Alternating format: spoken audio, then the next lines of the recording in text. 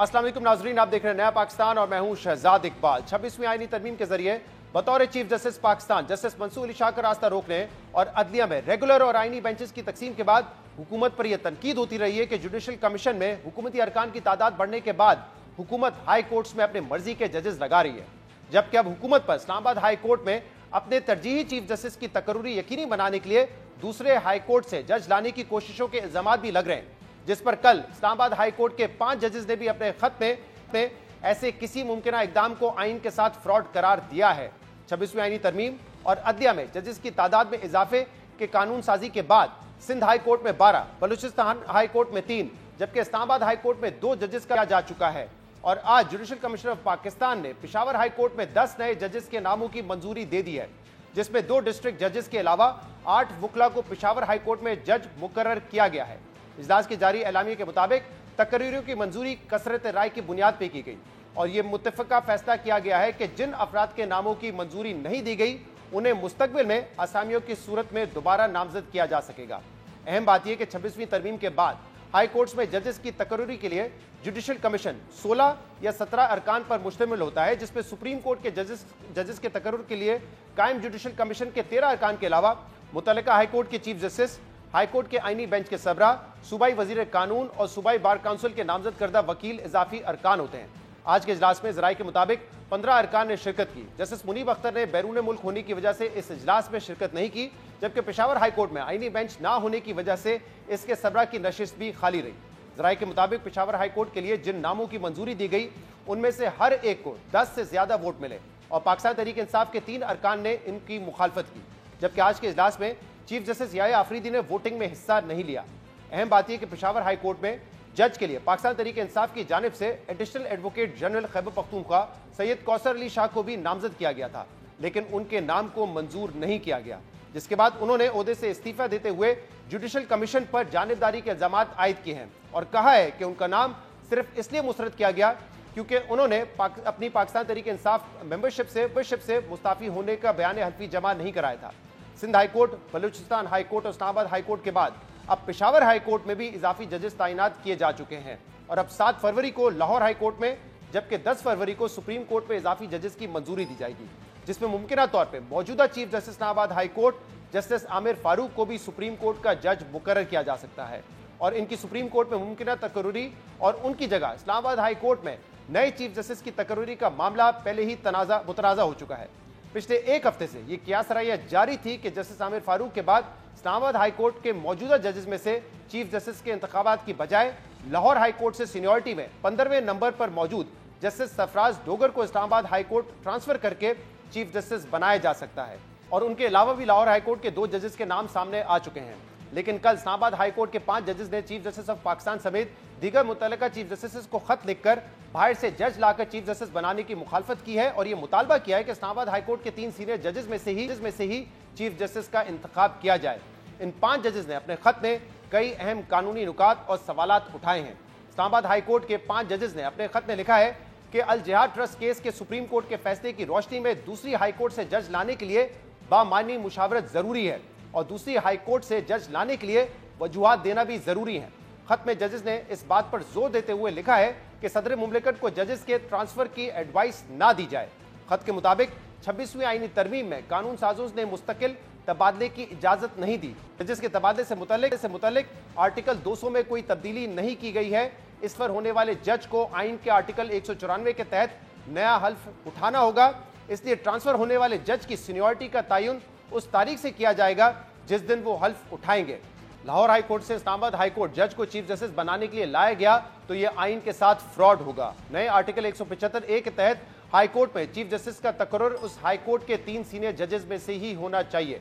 खत में मजीद लिखा है कि चीफ जस्टिस बनाने के लिए जजेस के ऐसे तबादलों की इजाजत दी गई तो यह आइन और अदलिया की आज़ादी के लिए तबाकुन साबित होगा। इन मामला पर बात करने के लिए हमें ज्वाइन किया है मुस्तफ़ा नवाज खोखर साहब ने, साबिक सेनेटर हैं और वकील हैं। बहुत बहुत शुक्रिया मुस्तफ़ा साहब, आपने हमें ज्वाइन किया और इसके अलावा हमें ज्वाइन कर रहे हैं माहिर कानून इमरान शफीक साहब। आपका भी बहुत बहुत शुक्रिया इमरान साहब ज्वाइन करने के लिए। पहले आप ही की तरफ आता हूं। मुतनाज़ा 26वीं तरमीम जब से पास हुई है कोई ना कोई मसला हमारे सामने आ रहा है। एक तो पहले यह बहस जारी है कि कौन सा केस आईनी बेंच में चलेगा, कौन सा केस जो है वो रेगुलर बेंच के सामने आएगा। फिर एक ये तनकीद हो रही थी कि क्योंकि अब जुडिशल कमिश्नर ऑफ पाकिस्तान में जो हुकूमती अरकान है उनकी तादाद बढ़ गई है, तो उनके जो प्रिफर्ड जजेस हैं वो बासानी नॉमिनेट हो जाते हैं। और अब ये एक मामला सामने आ रहा है कि क्योंकि हुकूमत चाहती है कि उनकी मर्जी के chief justice Islamabad high court में लगे, इसलिए वो एक दूसरे हाई कोर्ट से जज ट्रांसफर करवाना चाहते हैं इस्लामाबाद हाई कोर्ट में, जिसपे कल हमने देखा इस्लामाबाद हाई कोर्ट के 5 जजेस का खत भी सामने आया है, जिसमें उन्होंने कहा है कि ये करना जो आइन है उसकी स्पिरिट के खिलाफ होगा और जो जुडिशरी की इंडिपेंडेंस है उसके लिए बहुत नुकसानदेह होगा। आप कैसे देखते हैं इस मामले को?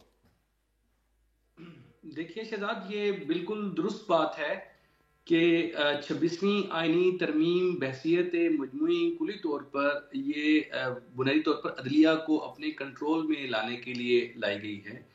और जो 26वीं आईनी तरमीम है उसके अंदर जितनी भी अमेंडमेंट्स आई हैं वो बुनियादी तौर पर अदालत उज़्मा में, सुप्रीम कोर्ट में चैलेंज ही इस बुनियाद पर हुई हैं कि अदलिया की आज़ादी और पाकिस्तान में सेपरेशन ऑफ पावर्स का जो बुनियादी नजरिया जो हमारा आइन देता है उसकी खिलाफ वर्जी में है ये अमेंडमेंट्स।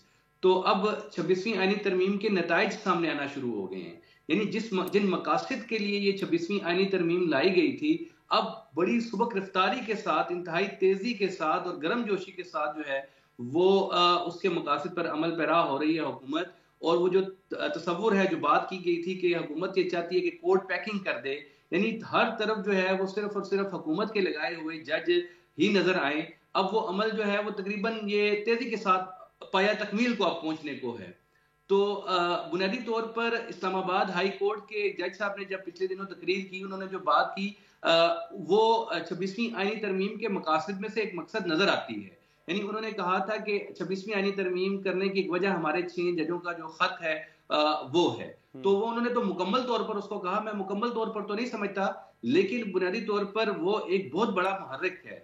यानी इस्लामाबाद हाई कोर्ट में देखिए ना, अब आप ये चाहते हैं कि इस्लामाबाद हाई कोर्ट में जज साहब को बाहर से लाया जाए जी। तो पहले सवाल ये पैदा होता है कि इस्लामाबाद हाई कोर्ट में बाहर से जज आए क्यों?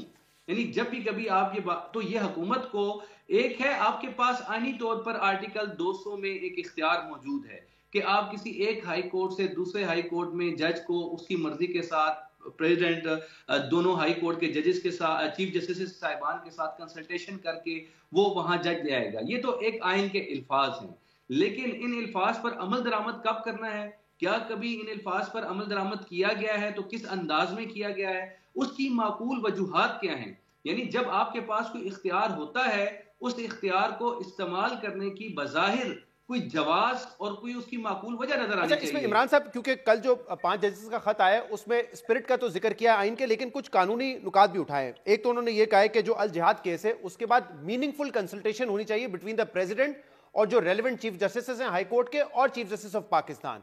दूसरा उन्होंने ये कहा है कि क्योंकि आर्टिकल 200 में कोई तरमीम नहीं की गई है 26वीं तरमीम में, तो इसीलिए जो भी जज एक हाई कोर्ट से दूसरे हाई कोर्ट ट्रांसफर होगा उनको 194 आर्टिकल के तहत एक नया हल्फ लेना पड़ेगा और फिर वो नए हाई कोर्ट में जहां पे वो मुंतकिल होंगे वहां पे वो जूनियर मोस्ट हो जाएंगे। क्या कानूनी तौर पे ये नुक्ता आपको दुरुस्त लगता है? अच्छा देखिए, ये बुनियादी तौर पर मुझे इस्लामाबाद हाई कोर्ट के जजेस ने जो खत लिखा है उनकी ये दलील थोड़ी मुझे कमजोर नजर आती है। उसकी वजह यह है कि आर्टिकल 200 जो है वो ट्रांसफर ऑफ द जज ऑफ द हाई कोर्ट से मुतल्लिक है, और ट्रांसफर को बेशुमार बेतहाशा इस पर कानूनी नज़ायर मौजूद हैं, जजमेंट्स मौजूद हैं, लॉ भी यही है कि ट्रांसफर और अपॉइंटमेंट जो है वो दोनों डिफरेंट चीजें हैं। यानी ट्रांसफर होने की बुनियाद पर आप बुनियादी तौर पर अपनी बेसिक सीनियरिटी खो नहीं जाते, लेकिन इस्लामाबाद हाई कोर्ट के जजेस ने जो जवाब पेश किया वो ये किया है कि नया चूंकि हलफ वो लेगा और एक जजमेंट है सुप्रीम कोर्ट ऑफ पाकिस्तान की, उसका उन्होंने 2019 की उसका सहारा लिया। उन्होंने कहा कि उस हाई कोर्ट में जो सीनियरिटी डिटरमिन होगी वो डेट ऑफ ओथ से डिटरमिन होगी जब इस कोर्ट में आएंगे। लेकिन ये जो खत का पहलू है, इस तरह के जो नुकात हैं शहजाद साहब, ये बेसिकली इंटरप्रिटेशन से ताल्लुक रखते हैं। यानी आइन की इस दफा की इंटरप्रिटेशन कैसे की जाएगी। इस्लामाबाद हाई कोर्ट की ये जो 5 जजेस हैं जिन्होंने खत लिखा है, इनमें से ये सारे के सारे आइन के बड़े जबरदस्त माहिरीन हैं, और अगर ये वकालत में होते तो इमरान साहब इसमें ये भी हवाला दिया गया है ना कि पहले जो एक तरमीम आ रही थी जिसका एक मुसवदा सामने आया उसमें आर्टिकल 200 को भी अमेंड कर रहे थे और उसमें बाकायदा ये लिखा जा रहा था कि जो जज ट्रांसफर होंगे तो उनकी जो पुरानी जो डेट ऑफ अपॉइंटमेंट होगी, जो डेट ऑफ ओथ होगी, उसी से उनकी सर्विस काउंट होगी। लेकिन वो अमेंडमेंट इवेंचुअली हुई नहीं 26वीं तरमीम में, ये भी जिक्र किया है उन्होंने अपने खत में। हाँ, ये बात भी उन्होंने जिक्र की है, लेकिन ये उसी की एक्सटेंशन में उन्होंने की है। लेकिन बुनियादी तौर पर आप शहजाद साहब, आपको पता होगा कि पार्लियामेंट के अंदर जो मसवदा पेश किया गया है, जो असेंबली के सामने आया है, यकीनन जो मसवदे बहुत से पहले चलते रहे हैं, उनमें बहुत सी बातें आती रही हैं, लेकिन जब कानून के तालिब इल्म के तौर पर आप उसको डिस्कस करना शुरू करते हैं, तो फिर आप ये देखते हैं कि असेंबली पार्लियामान के सामने जो मसवदा आया था, क्या उस मसवदे पर पार्लियामान ने इख्तलाफ करके उसमें से नुकात निकाल दिए? तो बहरहाल 26वीं आईनी तरमीम का जो मसवदा पार्लियामान के सामने आया, वो जिस तरह भी आया, वो आपको भी पता है, वो हमारी भी ग्राउंड है कि रात की तारीकी में जिस तरह लेकर आया गया, पार्लियामान के लोगों ने तो उस मसवदे को देखा ही नहीं, बल्कि कुछ लोगों के बारे में तो ये भी है। और तो लेकिन जो मसवदा बहरहाल कानूनी तौर पर पार्लियामान के सामने, हम एक लम्हे के लिए तसव्वुर कर लेते हैं कि वो पार्लियामान के सामने मौजूद था, उस मसवदे में बहरहाल वो जजेस ने जिस चीज की निशानदेही की है वो नहीं था। सही। मैं इसमें आता हूं वापस आपकी तरफ। मुस्तफा नवाज खोखर साहब, जो कानूनी नुकात है उस पर तो आते हैं, लेकिन जो एक सवाल जैसे इमरान साहब ने भी उठाया और हम सब के जहन में है, ये क्यों करने की जरूरत पेश आ रही है कि आपके पास ऑलरेडी 8-9 जजेस, अब तो 10 जजेस हैं हाई कोर्ट में, लेकिन आप बाहर से एक लाहौर हाई कोर्ट से एक जज को ट्रांसफर कर रहे हैं ताकि उनको चीफ जस्टिस बनाया जा सके। इस तरह की अफवाहें थी, कल इस पर खत दिया गया। जरूरत क्यों पेश आ रही है? देखिए, इस सारे मामले में पैराग्राफ डी के अंदर गालिबन इसी खत के जो इस्लामाबाद हाई कोर्ट के जज साहिबान ने लिखा है, उसके अंदर उन्होंने एक लफ्ज इस्तेमाल किया, फ्रॉड अपॉन द कॉन्स्टिट्यूशन। ये exactly fraud upon the constitution हो रहा है कि जब आपका मकसद सिर्फ और सिर्फ 2 जज साहिबान को यहां पर ट्रांसफर करना नहीं है, आपका मकसद ये भी है कि उनमें से एक जज साहब को आपने chief justice Islamabad high court का भी बनाना है। इस मामले के ये 2 पहलू हैं। पहला, the transfer itself, and the second that the जज दैट विल बी ट्रांसफर्ड उसको अपॉइंट किया जाएगा एज चीफ जस्टिस। जबकि वो जिन जज साहब का नाम है वो अपने हाई कोर्ट में इस वक्त 15वें नंबर पर है। जी हाँ। अच्छा, अब इंटरेस्टिंगली जो 26वीं आईनी तरमीम और फिर जो अपॉइंटमेंट के जो रूल्स हैं जो पिछले साल ड्राफ्ट किए गए, जो किसी भी चीफ जस्टिस की अपॉइंटमेंट के मुतालिक है, वो कहते हैं कि चीफ जस्टिस सीनियर तरीन 3 जजों में से अपॉइंट किया जाएगा उस हाई कोर्ट में से।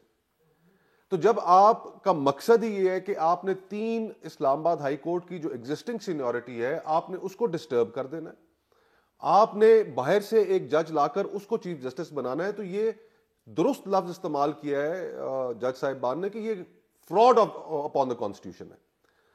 और मकसद इस सारी की सारी ये जो हो रही है, देखिए पिछले 1 साल में इस हुकूमत ने कौन कौन से कवानीन पास किए। पहला, इन्होंने कानून पास किया कि जिसमें इन्होंने इलेक्शन लॉज को चेंज किया।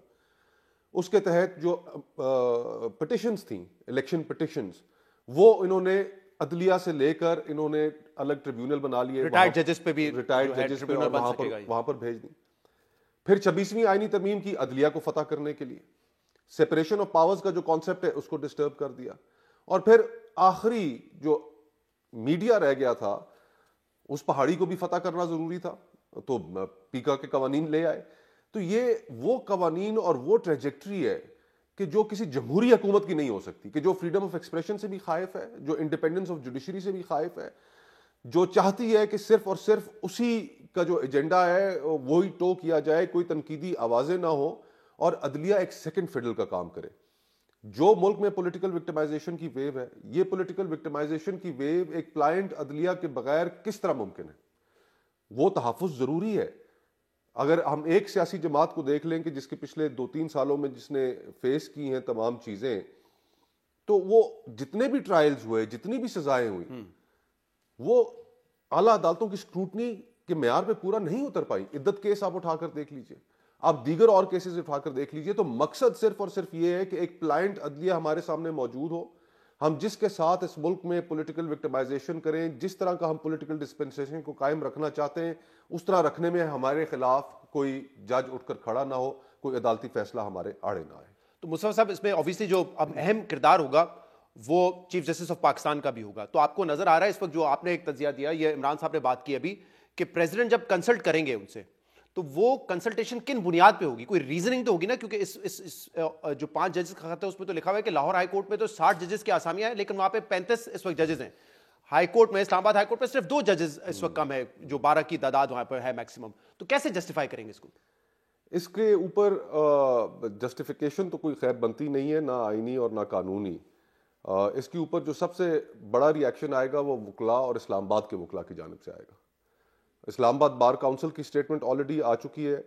इस्लामाबाद बार के प्रेसिडेंट, हाई कोर्ट बार के प्रेसिडेंट, मैं नहीं समझता कि यहाँ पर इस्लामाबाद बेस्ड जो वकला है वो इस चीज़ को होने देंगे। ये मामला गड़बड़ की तरफ जाएगा। जहाँ तक चीफ जस्टिस ऑफ पाकिस्तान से इसकी कंसल्टेशन की बात है, तो चीफ जस्टिस ऑफ पाकिस्तान अल जिहाद ट्रस्ट में उसका जिक्र भी है इस लेटर में कि कंसल्टेशन को भी डिफाइन किया गया कि कंसल्टेशन किस तरह की होनी चाहिए, कि it should be purposeful, it should be meaningful. यहाँ पर हमारे यहाँ उस तरह की कंसल्टेशंस करने का तो रवाज ही नहीं है। लेकिन चीफ जस्टिस ऑफ पाकिस्तान से एक्सपेक्टेशन यही है। अभी तक उन्होंने कोई ऐसा उनका फैसला या ऐसी उनकी कोई चीज़ सामने नहीं आई कि जिसमें उन्होंने इस सारे डिज़ाइन को ऑब्स्ट्रक्ट करने के लिए या इस डिज़ाइन को रोकने के लिए बतौर चीफ जस्टिस ऑफ पाकिस्तान कोई कदम उठाया हो। सही, आई एम नॉट श्योर कि वो इसको कैसे देखेंगे। लेकिन जो एक लीगल पॉइंट है इस पर जरा इमरान साहब आप भी बताइएगा कि ये जो कंसल्टेशन होती है between president and chief justice of Pakistan किसी भी जज को ट्रांसफर करने के लिए, तो वो मीनिंगफुल कंसल्टेशन होनी चाहिए, कोई प्रॉपर जस्टिफिकेशन होनी चाहिए, तभी चीफ जस्टिस कन्विंस होंगे, या सिर्फ एक फॉर्मेलिटी है कि प्रेसिडेंट ने बताना है चीफ जस्टिस को कि हम ये करने जा रहे हैं? नहीं, ये बुनियादी तौर पर अल जिहाद ट्रस्ट केस में बड़े वाज़ेह अंदाज में ये बताया गया है। और मीनिंगफुल कंसल्टेशन की एक बात ध्यान में रखिएगा, मीनिंगफुल कंसल्टेशन का एक मतलब ये है कि जो opinion of the chief justice है उसको प्राइमेसी हासिल होगी, यानी उसको बुनियादी फोकियत अगर हासिल है इस मसले पर, तो वो चीफ जस्टिस ऑफ पाकिस्तान की ओपिनियन को फोकियत हासिल है। सबसे पहले तो कंसल्टेशन में उस जज की जिसने आना है उसकी अपनी रजामंदी शामिल है। उसके बाद चीफ जस्टिस ऑफ पाकिस्तान की कंसल्टेशन है, उसको फोकियत हासिल है। फिर दो चीफ जस्टिस साहिबान जहां से वो आ रहा है और जिसने वहां जहां जाना है, उन दोनों की भी कंसल्टेशन को उसकी अहमियत है। तो इसलिए यहाँ कंसल्टेशन जो प्रेसिडेंट की जो बुनियादी तौर पर पावर्स हैं वो बहुत लिमिटेड है। वो शायद इस हद तक हैं कि वो अपना नाम सिर्फ नाम दे सकते हैं कि इस जज को आप यहाँ ट्रांसफर कर लें। दूसरा, उस जज की जिसने आना है उसने भी सिर्फ कंसेंट ही देना है कि ठीक है आप करना चाहते हैं तो कर लें। लेकिन आगे जो 3 स्टेक होल्डर्स हैं, chief justice of Islamabad high court, chief justice Lahore high court और चीफ जस्टिस ऑफ पाकिस्तान, इन तीनों पर तो बहुत बड़ी आईनी भारी जिम्मेदारी आयद होती है कि वो इसको कंसल्टेशन को जस्टिफाई करें, इसको मीनिंगफुल बताएं कि हाँ वो कौन सी वजूहात हैं कि जिनकी बुनियाद पर अदालत, और वो वजूहात यकीनन अदालती वजूहात होनी चाहिए। यानी उन्हें बताना चाहिए कि इस्लामाबाद हाई कोर्ट के जजेस में जो इस वक्त जिनके ऊपर बाहर से एक जज लेकर आ रहे हैं चीफ जस्टिस के तौर पर, आखिर उनमें क्या कमी कोताही है कि जिसकी वजह से हमें जो है वो बाहर से जज लाना पड़ रहा है। ये एक बहुत बड़ा ओनस है जो चीफ जस्टिस ऑफ पाकिस्तान पर होगा। और जब यकीनन एक और अहमियत की हामिल चीज है, आप ये भी ध्यान में रखिएगा कि अभी तो सिर्फ वो जज के तौर पर लेकर आ रहे हैं ना, जज के तौर पर आने के बाद जो अगला मरला है जजेस ने बताया वो है बहरहाल appointment of the chief justice, वो होनी है जुडिशल कमीशन में। और जुडिशल कमीशन में भी ये सवाल उठेगा और इन्हीं नुकात की बुनियाद पर अगर आपने 3 सीनियर जजों में से किसी को लेकर आना है और एक लम्हे के लिए हम फर्ज कर लेते हैं तो जज बाहर से आएंगे, वो सीनियरिटी में पहले नंबर पर आ जाएंगे, तब भी 3 नाम जाएंगे। इसमें इमरान साहब मुझे बताइएगा कि एक और तरकीब जो हो रही है 26वीं तरमीम के बाद वो ये है कि अब जो जजेस की अपॉइंटमेंट है, क्योंकि जेसीपी में अब जो हुकूमती अरकान है उनकी तादाद बढ़ गई है, तो जो हुकूमती प्रेफर्ड जजेस हैं उनकी अपॉइंटमेंट हो रही है। पहले ये तनकीद होती थी कि जजेस के जो जानने वाले या उनके जो चेंबर के लोग हैं वो अपॉइंट हो रहे थे, और आज भी हमने देखा है पेशावर हाई कोर्ट में 10 एडिशनल जजेस अपॉइंट हुए हैं। और जो रिपोर्टर्स वहां पे मौजूद थे उनसे बात करते हुए बैरिस्टर गौर साहब ने यह कहा है कि जो हमने जजेस के नाम दिए थे वो तो सामने नहीं आ सके, लेकिन हुकूमती जजेस जो है वो अपॉइंट हो रहे हैं। तो इस तनकीद में कितनी जान है? देखिए, ये हर दौर में मदद के साथ ये सियासी जमातों की और बिलखुसूस जो है वो पीपल्स पार्टी का आप हिस्ट्री अगर देखिएगा तो जजिस केस भी जो है वो इसी बुनियाद पर आया था कि उस दौर में मुहतरमा ने जो है वो अदालतों को अपने जजों से भरने की पूरी वो कार्रवाई की।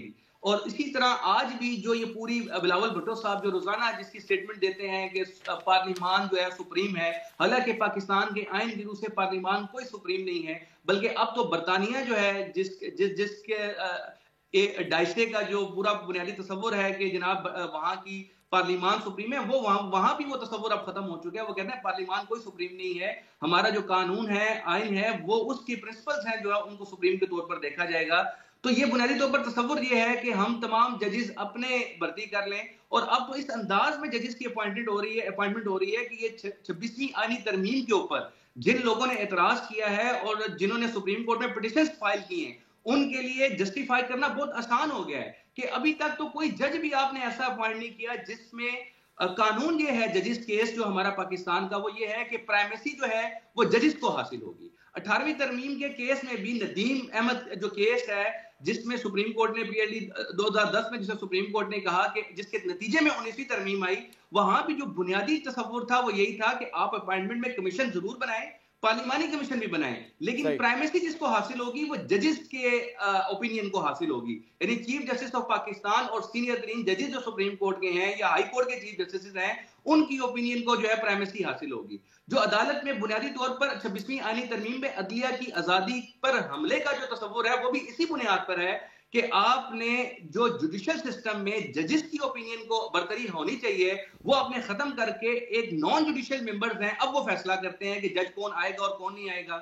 और अभी तक जो नजर आया है जुडिशियल कमीशन की जितनी कार्रवाई हुई है वो सारी की सारी ये है कि नॉन जुडिशियल मेंबर्स जो है वो डिसाइड कर रहे हैं और चीफ जस्टिस बेबस है, उस मुतलका अदालत का चीफ जस्टिस भी बेबस है, सीनियर प्यूनी जज और बाकी जो मेंबरान हैं वो भी बेबस हैं। और जो मैं जरा इस पे मुस्तफा साहब आपका पॉइंट ऑफ व्यू लूंगा, क्योंकि चले पहले एक तनकीद हो रही थी कि जो जजेस हैं उनके चेंबर के लोग आ जाते हैं, क्योंकि जजेस की जो तादाद थी जेसीपी में वो ज्यादा थी, तो शायद इस पे मजीद ट्रांसपेरेंसी की जरूरत थी, इसको बेहतर किया जा सकता था। लेकिन अब कहा जा रहा है कि टिल्ट जो है वो टोटली दूसरी तरफ चला गया है, जैसे इमरान साहब भी फरमा रहे हैं कि नॉन जुडिशियल लोग जो हैं उनकी तादाद बढ़ गई, उनके मर्जी के जजेस अब कहा जा रहा है कि अदालत में भर्ती हो रहे हैं। क्या ये लॉन्ग टर्म में पीपल्स पार्टी और नून लीग को बेनिफिट करेगा, इसलिए ये सब कर रहे हैं, या आखिर में उनको भी नुकसान ही होना इससे? देखें, जब इक़्तिदार में होते हैं तो उस वक्त तो यही लगता है कि ये जैसे इक़्तिदार हमारा ख़त्म नहीं होना और 10-10 साल के और 15-15 सालों के प्लान्स बनाए जाते हैं। इक़्तिदार का शायद नशा ही ऐसा है कि उसमें वो वक्त आप फोर्सी कर ही नहीं सकते कि जिसमें वक्त का पहिया बदलना होता है और आपकी जगह किसी और को इक़्तिदार में आना होता है। तो यही तैयारियां इससे पहले भी बहुत दफ़ा पाकिस्तान की तारीख में की गई। आज जो ये कर रहे हैं, ज़ाहिरी बात है एक वक्त आएगा कि ये इसको भी भुगतेंगे। देखिए, इस सारी कॉन्वर्सेशन में एक और इम्पॉर्टेंट चीज़ ये है कि लेट्स सपोज आज मीनिंगफुल कंसल्टेशन प्रेसिडेंट नहीं करते चीफ जस्टिस साहिबान के साथ, लेट्स सपोज कि ये अपॉइंटमेंट्स जो हैं ये हो जाती हैं और जेसीपी इवेंचुअली एक चीफ जस्टिस भी इस्लामाबाद हाई कोर्ट में मुकर्रर कर देते हैं बाहर से लाए हुए। मामला किसके सामने जाएगा? मामला आईनी बेंच के सामने जाएगा। और वहां पर जो इस वक्त आईनी बेंच के सामने मौजूद पिटिशंस हैं, उन पिटिशंस को हमारी तो इस्तदा उनके सामने यही थी कि ये फुल कोर्ट सुने जी। कि एक जो खुद क्रिएशन है 26वीं आईनी तरमीम के, वो कैसे ये सुन सकते हैं। और आईनी बेंच क्रिएशन है अब एग्जीक्यूटिव और पार्लियामेंट में जिसमें हुकूमती अरकान की ज्यादा तादाद तो यहाँ पर इस वक्त ना कोई नॉर्म्स हैं, ना कोई प्रिंसिपल्स हैं, ना कोई कॉन्स्टिट्यूशन के तहत कोई चल रहा है, और आगे सिस्टम के अंदर एक इफेक्टिव स्टेज ऐसा क्रिएट कर दिया गया है कि जहां पर नापसंदीदा चीजों को पहले ही you'll kill them in the bud. तो ये हम सारों के लिए एक बड़ा लम्हा फिक्रिया है, और उसमें जिस तरह मैं पहले कह रहा था कि ये तवक्को रखना, मेरे जहन में तो ये तवक्को भी मौजूद नहीं है कि अगर कोई गैर आईनी काम होता है तो सुप्रीम कोर्ट इंसाफ देगी या आईनी बेंच इंसाफ देगा।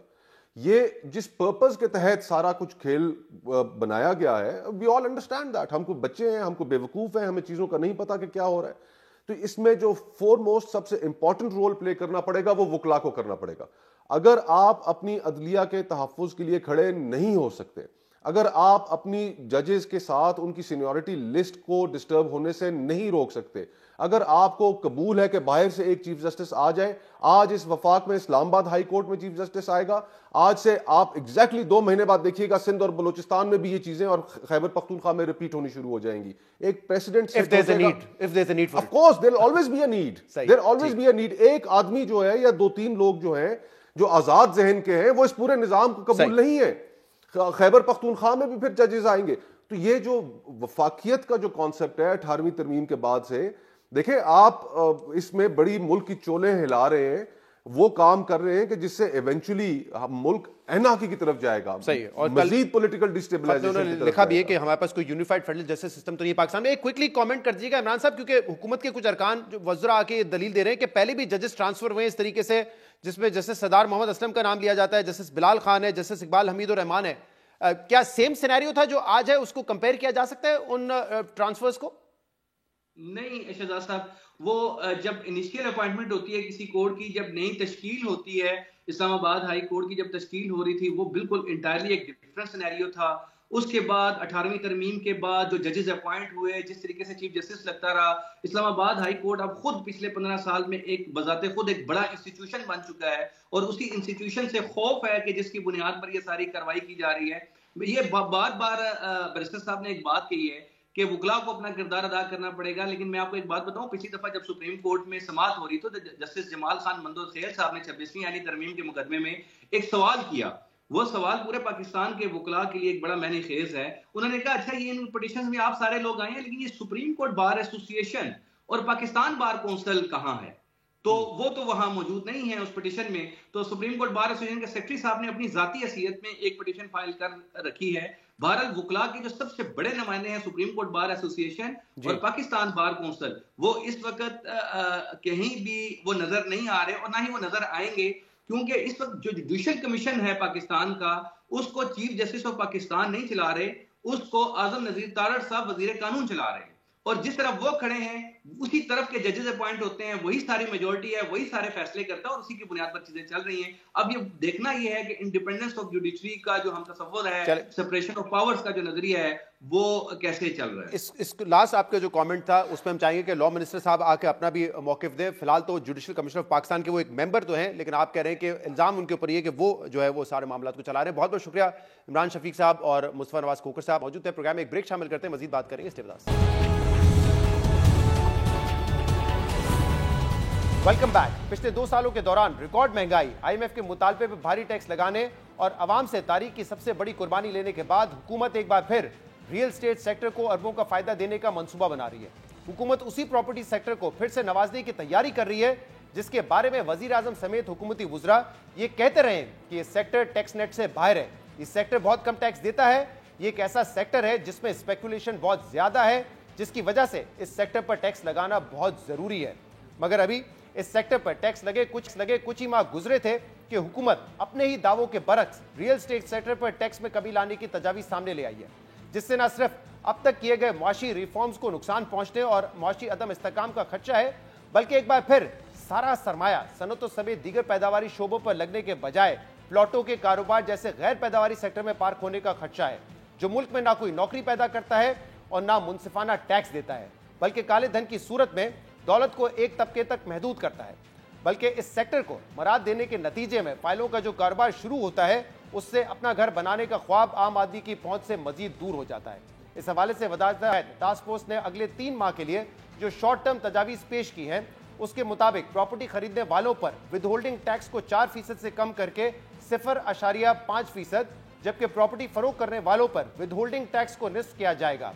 इसी तरह प्लॉट्स और रिहायशी घरों पर आए 3% फेडरल एक्साइज ड्यूटी को मुकम्मल खत्म किया जाएगा। सूबाई सतह पर स्टैंप ड्यूटी को कम करके 2% पर लाया जाएगा और 1 करोड़ से कम मालियत की प्रॉपर्टी या प्लॉट को ज़राए आमदन डिक्लेयर करने से इस्तिस्ना दिया जाएगा। अब अहम बात यह कि वफाकी हुकूमत ने सिर्फ 6 माह पहले ही रियल एस्टेट सेक्टर पर टैक्सेस को इंतहाई कम करार देते हुए इस सेक्टर पर टैक्स लगाया था और अब टैक्सेस में कमी की तजावीज़ सामने आ रही है। मगर पाकिस्तान बिजनेस काउंसिल ने इन तजावीज़ पर अमल दरामद को मुल्क के मुआशी इस्तेहकाम के लिए बड़ा खतरा करार देते हुए अपने शदीद तहफ़्फ़ुज़ात का इजहार किया है। पाकिस्तान बिजनेस काउंसिल की जानिब से वज़ीर आज़म शहबाज शरीफ को लिखे गए खत में कहा गया है कि अब तक हुकूमत की मुआशी इस्तेहकाम के लिए कोशिशें काबिल सताइश है, मगर हमारी अपील है कि रियल एस्टेट सेक्टर को लेकर टैक्स पॉलिसी में तब्दीली ना की जाए। खत में पाकिस्तान बिजनेस काउंसिल ने चेयरमैन FBR राशिद लंगरियान से हालिया मुलाकात का हवाला देते हुए कहा है कि इस मुलाकात में चेयरमैन FBR ने रियल एस्टेट सेक्टर में कारोबारी सरगर्मियों को बढ़ाने के लिए टैक्सेस में कमी का इशारा दिया था। खत के मुताबिक चेयरमैन FBR का कहना था कि खाली प्लॉट्स की लेन देन को भारी टैक्सों का सामना है, इसलिए हुकूमत इस पर नजर सानी कर रही है। पाकिस्तान बिजनेस काउंसिल ने अपने खत में वज़ीर आज़म से अपील करते हुए कहा है कि हुकूमत प्लॉट्स के कारोबार में पार्क सिया धन को बेनकाब करने की कोशिशें जारी रखे ताकि फॉर्मल सेक्टर को लेवल प्लेइंग फील्ड मिल सके। अब अहम बात यह है कि 2 रोज पहले ही पाकिस्तान बिजनेस काउंसिल के नुमाइंदों ने वज़ीर आज़म से मुलाकात की थी, जिसके बाद कल पाकिस्तान बिजनेस काउंसिल का ये खत सामने आया है। इसलिए अब देखना होगा कि वज़ीर आज़म इन तजावीज़ पर अमल करते हैं या एक बार फिर रियल एस्टेट सेक्टर कामयाब होता है, जो चाहे नून लीग की हुकूमत हो या पाकिस्तान तहरीक इंसाफ की, हर हुकूमत को अपने लिए मराद, एमनेस्टी और टैक्स छूट पर कायल करने में कामयाब हो जाता है। मगर इस बार IMF के सख्त प्रोग्राम रिकॉर्ड महंगाई और हालिया बजट में आम आदमी पर भारी टैक्स लगाने के बाद हुकूमत ने तमाम शोबों को टैक्स नेट में लाने के जो ऐलानात किए थे, उससे ये उम्मीद पैदा हुई थी कि रियल एस्टेट सेक्टर अब मुस्तकिल तौर पर टैक्स नेट में शामिल होगा। देखिए इस हवाले से वजीर आजम और दीगर वुज़रा ने क्या ऐलानात किए थे। कल्चर ये बन चुका है जी, टैक्स लगाना बहुत मजबूरी है, जरूरी है, मुझ पे ना लगाएं, उस पे लगा दें, उस पे लगा दें। इस तरह तो ये मुल्क नहीं चलेगा। ये जो आपकी रियल एस्टेट का जो कारोबार है, और फर्स्ट टाइम लगा, मगर मैंने जो पूछा इनसे, बैठे हैं एमओएस और जी 100 अरब, मैं समझता हूँ कि it's drop in the ocean. वो एरिया जहाँ पर अभी भी स्पेस है उनको तो हम इग्नोर करें, और जहाँ पर जो फिक्स, जिनके हाथ में है ही कुछ नहीं, उनको पता है कि हमारी लगी बंदी हमारी सैलरी है, वो डिक्लेयर्ड है, उसमें कुछ छुपाया नहीं जा सकता, उसको मजीद टैक्स करता है। तो ये चीज़ें इस तरह नहीं चल सकती। ये हमें स्ट्रक्चरल डीप स्ट्रक्चरल रिफॉर्म्स लाने पड़ेंगे। हमारे लिए अब कोई चारा नहीं रहा कि we can not keep on going back to the same for more. हमें रियल एस्टेट को, एग्रीकल्चर को, होलसेलर रिटेलर्स को ये नहीं लाना पड़ेगा, ला रहे हैं। टैक्सेशन रिफॉर्म्स हमने सबने कंट्रीब्यूशन करनी है, whether it's real estate, whether it's our wholesaler friends, whether it's agriculture. Real estate में इस्तेहकाम लाने और स्पेकुलेशन को रोकने के लिए नए प्लॉटों, रिहायशी और कमर्शियल प्रॉपर्टी पर 5% FED आयद करने की तजवीज़ है। आपने हुकूमत के दावे और ऐलानात सुने, मगर अब लगता है कि सारे ऐलानात धरे के धरे रह जाएंगे, क्योंकि अगर हुकूमत वाकई प्रॉपर्टी सेक्टर और मुल्क में ग्रोथ लाना चाहती है तो तामीराती सेक्टर के लिए आसानियां पैदा करे, जिससे न सिर्फ नौकरियां पैदा होती है बल्कि माशी तरक्की भी होती है। बजाय इसके कि प्लॉटों और फाइलों की लेन देन पर टैक्स कम किया जाए, जिससे प्लॉटों की लेन देन का कारोबार बढ़कर जमीन की कीमतों में होशरुबा इजाफा हो जाए और आम आदमी का घर बनाने का ख्वाब उसकी पहुंच से दूर हो जाए। इस हवाले से तरक्की याफ्ता यूरोपीय ममालिक की मिसालें हमारे सामने मौजूद हैं, जहां कुछ अर्से पहले रियल एस्टेट सेक्टर में सरमायाकारी की हौसला अफजाई की जा रही थी, लेकिन अब इसकी हौसला शिकनी की जा रही है। स्पेन और पुर्तगाल समेत दीगर मुल्कों में कुछ सालों पहले दुनिया भर के सरमायाकारों को यह पेशकश की गई थी कि अगर वो उनके मुल्क में रियल एस्टेट सेक्टर में सरमायाकारी करेंगे तो उन्हें इस मुल्क का गोल्डन वीजा यानी कि मुस्तकिल शहरियत दी जाएगी।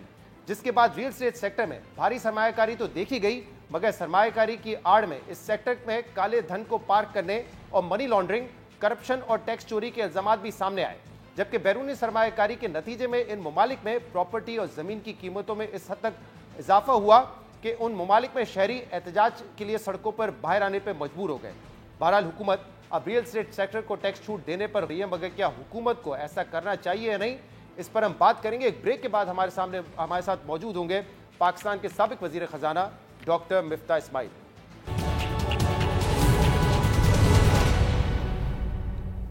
Welcome back. हुकूमत ने बजट में रियल एस्टेट सेक्टर पर टैक्स लगाया, अब उस टैक्स को कम करने की बातें हो रही हैं, इस पर हम बात करेंगे, जिसके लिए हमें ज्वाइन किया पाकिस्तान के साबिक वजीर खजाना और अवाम पाकिस्तान पार्टी के secretary general doctor Miftah Ismail ने। मिफ्ता इस्माइल साहब, बहुत बहुत शुक्रिया वक्त देने के लिए।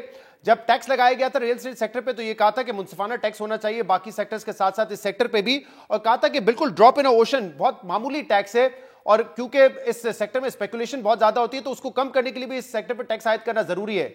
लेकिन अब यह कहा जा रहा है कि टैक्स कम करना जरूरी है ताकि इस सेक्टर में जो कारोबारी सरगर्मियां हैं वो तेज हो और उससे ग्रोथ में फायदा हो। अब क्या आपको इसकी लॉजिक नजर आ रही है? देखिए, इसकी कोई लॉजिक नहीं है। जिस मुल्क के अंदर आप तनख्वाहदार तबके के ऊपर 40% टैक्स लगाते हैं, जिस मुल्क में आप 50,000 रुपये से ज़्यादा आमदन वाले के ऊपर टैक्स लगाना शुरू कर देते हैं, जिस मुल्क में आपने 1 लाख रुपए की आमदन के ऊपर टैक्स डबल कर दिया, उस मुल्क में आप ये कहें कि हम रियल एस्टेट को और कंस्ट्रक्शन को छोड़ दें टैक्स लेना, तो ये तो मतलब उन लोगों के साथ ज़्यादती के मुतरादिफ है ना, जिनके ऊपर आप टैक्स ले रहे हैं, जिनकी नौकरियां से आप 40% पैसे काट रहे हैं।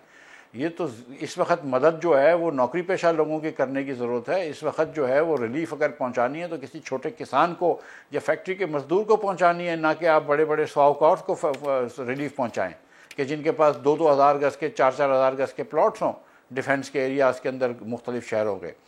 तो ये तो और या बड़े बड़े फ्लैट्स बनाने के बड़े बड़े बिल्डर्स हों, तो ये तो मेरे ख्याल से एकदम ज़्यादती की बात हो रही है। लेकिन मिफ्ता इस्माइल साहब, हमेशा की तरह इसकी जो रीजनिंग दी जाएगी वो तो यही है ना, इसको जस्टिफाई तो इसी तरीके से किया जाएगा कि हम चाहते हैं कि आम आदमी घर बना सके, जमीन खरीद सके, इसलिए हम उस पर टैक्स कम करना चाह रहे हैं। भाई 2 लाख रुपए की आमदन वाले से, 4 लाख रुपए की आमदन वाले से जब 38% तक आप टैक्स ले लेते हैं तो वो क्या खाक घर बनाएगा?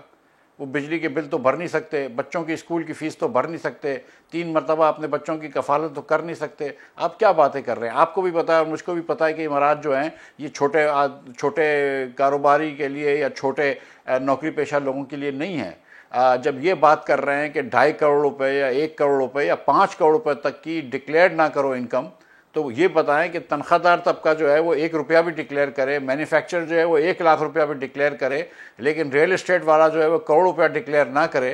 ये ज्यादती है ना।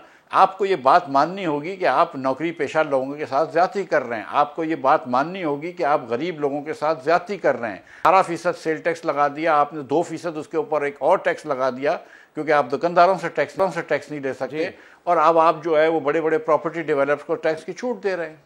मिफ्ता साहब, इसमें भी रियल एस्टेट सेक्टर में भी 2 एरियाज है ना। एक तो कंस्ट्रक्शन सेक्टर है जहां पे तो चले जब आप एक्टिविटी होती है तो इससे रोजगार भी जनरेट होता है, नौकरियां जनरेट होती है, दूसरे जो इससे रिलेटेड इंडस्ट्रीज है उसको भी फायदा होता है। लेकिन पाकिस्तान में एक चीज पे तो हमेशा तनकीद होती रही है कि जो खाली प्लॉटों की लेन देन होती है या जो फाइलों का कारोबार होता है वो तो पैसा पार्क हो जाता है एक बहुत ही अनप्रोडक्टिव सेक्टर में, और सिर्फ जायज पैसा नहीं, वहां पे कहते हैं कि ब्लैक मनी भी जाके आपका पार्क हो जाता है।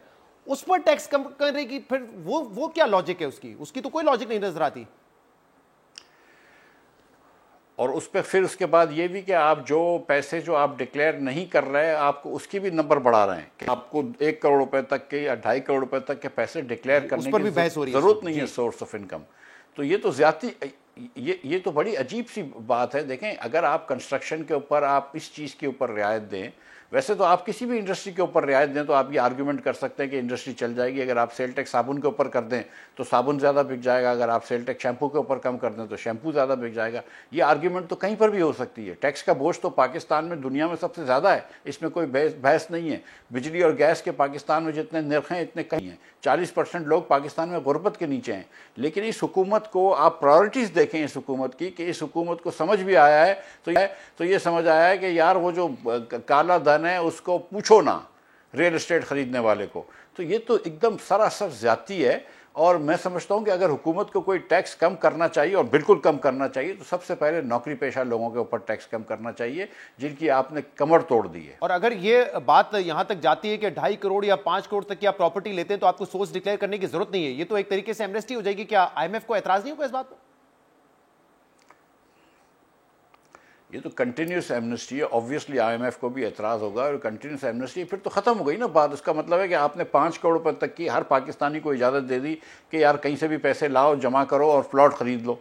और प्लॉट ख़रीदने के बाद जो है वो मतलब वो अनप्रोडक्टिव एसेट एक हो जाएगा, पैसे आपके उधर पार्क हो जाएंगे, प्लॉट आ जाएगा आपके पास और आप बैठे रहेंगे। वो तो आपने बेसिकली टैक्स के निज़ाम के अंदर एक टैक्स के निज़ाम में एक छोरी मारी है। और जो ईमानदारी से लोग दे रहे हैं, जिनकी कंपनियां उनके टैक्स काट रही हैं, या जो कॉर्पोरेट 60-61% टैक्स दे रही हैं, वो फिर आहिस्ते आहिस्ते पाकिस्तान को छोड़ रही हैं। आप अगर कहते हैं बाहर से कि सरमाएकारी नहीं आ रही, तो इसकी वजह से सरमाएकारी नहीं आई कि एक तरफ आपके टैक्स दुनिया में सबसे हाई हैं और दूसरी तरफ आप अमीर तरीन लोगों को एग्जाम्पशंस दे रहे हैं, गरीब तरीन लोगों को एग्जाम्पशन नहीं दे रहे। अब उनको कह रहे हैं कि न सिर्फ तुम अमीर तरीन लोग हो बल्कि हम तुमको एग्जाम्पशन देंगे, रेट्स कम कर देंगे, बल्कि तुमसे पूछेंगे नहीं तुम्हारा धन कहाँ से आया, और जो लाख रुपया कमा ले कहीं पर नौकरी करके सुबह से शाम तक, उससे हम 40% तक टैक्स। साहब, इसका एक और बड़ा नुकसान जो हमने अभी अपने इंट्रो में बताया भी, और यूरोपीय ममालिक में ये भी देखा गया है कि जहां पे वो कहते थे कि आए हमसे वीजा ले लें, वीजा परमिट ले लें, लेकिन हमारे मुल्क में इन्वेस्टमेंट करें, लेकिन वहां मसला ये होता है कि जो लेन देन होता है प्रॉपर्टी का,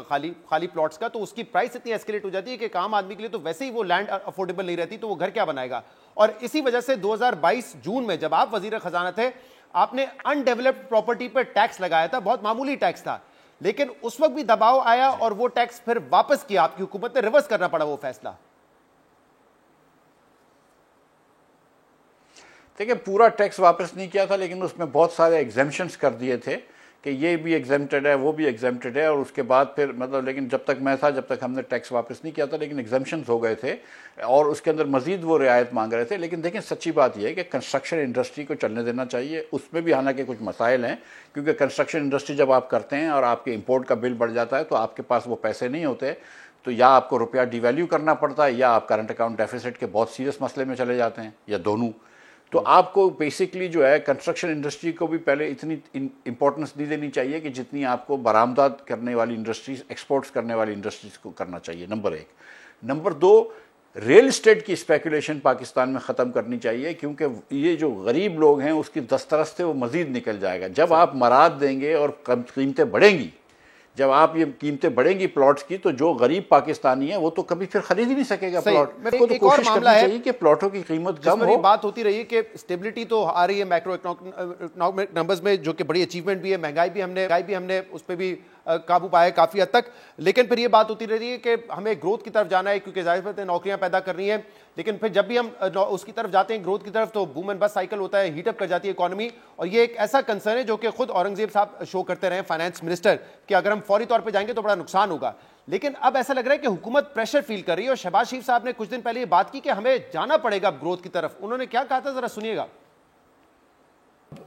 हमें ग्रोथ की तरफ बढ़ना है, और जो लोग ये डरावा दे रहे हैं कि जनाब ग्रोथ होगी तो इंजन जो है वो हीटअप हो जाएगा और फिर वो बूम एंड बस्ट होगा और ये होगा और वो होगा, मैं समझता हूँ कि ये बातें हम माजी में सुनते आए। यकीनन जब आप ग्रोथ की तरफ जाएंगे तो चीज़ें हीटअप होंगी। जी मिफ्ता इस्माइल साहब, अब ये वो कंसर्न है जो फाइनेंस मिनिस्टर मोहम्मद औरंगजेब साहब भी शो करते रहे कि वक्त से पहले अगर ग्रोथ की तरफ जाएंगे, और ऐसी ग्रोथ जो माजी में भी हमने देखा है कि इंपोर्ट बेस्ड हो, तो आपकी इकोनॉमी हीट अप कर जाती है और फिर बूम एंड बस्ट साइकिल की वजह से हम हमेशा क्राइसिस में रहते हैं, IMF के पास जाते हैं। Is it the right time and what would be the right way कि हम ग्रोथ की तरफ जाएं, क्योंकि इवेंचुअली हमें नौकरियां तो पैदा करनी है।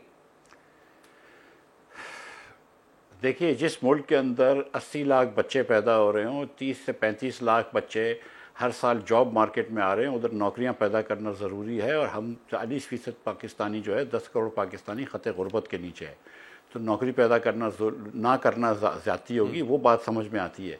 लेकिन उसको करने से पहले स्ट्रक्चरल रिफॉर्म्स करने होंगे। वफाक का जो इतना बड़ा डेफिसिट है उसको कम करना पड़ेगा। आप NFC अवार्ड को नहीं देख सकते, आप पेंशन रिफॉर्म्स को नहीं देख सकते, आप हुकूमत के अखराजात कम नहीं कर सकते।